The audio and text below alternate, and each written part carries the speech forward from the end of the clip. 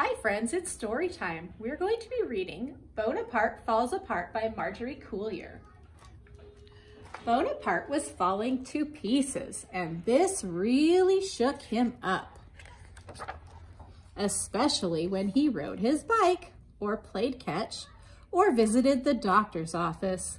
Sometimes his bones rolled away and it took him forever to find them.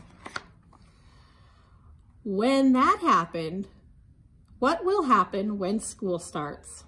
Bonaparte asked his friends as his hand clacked to the sidewalk. I'm falling apart.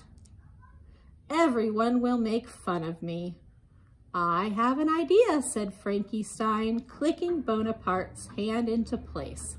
Let's glue and screw your bones together.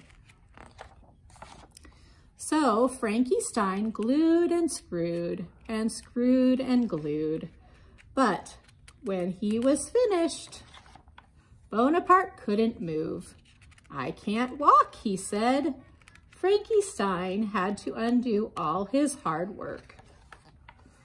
I have another idea, said Blacky Widow. I'll spin and pin a web around you. So Blacky Widow spinned and pinned and pinned and spinned. But when she was finished, Bonaparte was all tangled up. I'm a mess, he said. Blacky Widow had to undo all her hard work. I have the best idea of all, said Mamicula.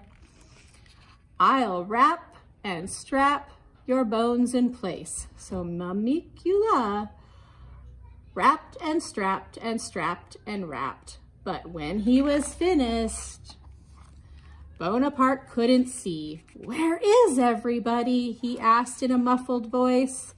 Mamicula had to undo all his hard work. Time passed and Bonaparte was so worried about school that his head fell off. Frankenstein picked it up and set it back in place. Before school starts, we will bone up on other ideas, he said. We will leave no bone unturned, said Blacky Widow. No bones about it, said Mamicula.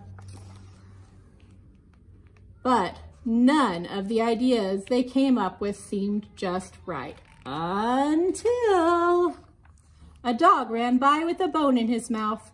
That bone lover would be perfect for Bonaparte, said Mamicula. So they ran after the dog and brought him to Bonaparte. What a fetching dog, Bonaparte exclaimed. You can teach him to retrieve your bones, said Frankenstein. Bonanza, said Bonaparte. You are my bona fide friends. He named the dog Mandible, and he spent the next 2 weeks training him. When school started, Bonaparte was still a little worried about what the other kids might think. But Bonaparte was a home-running hit at recess, a jaw-dropping sensation at lunch, and a rib-tickling wonder in science class. Bonaparte could hang loose without anyone making fun of him, and this made him very happy. Clickety-clack. The end.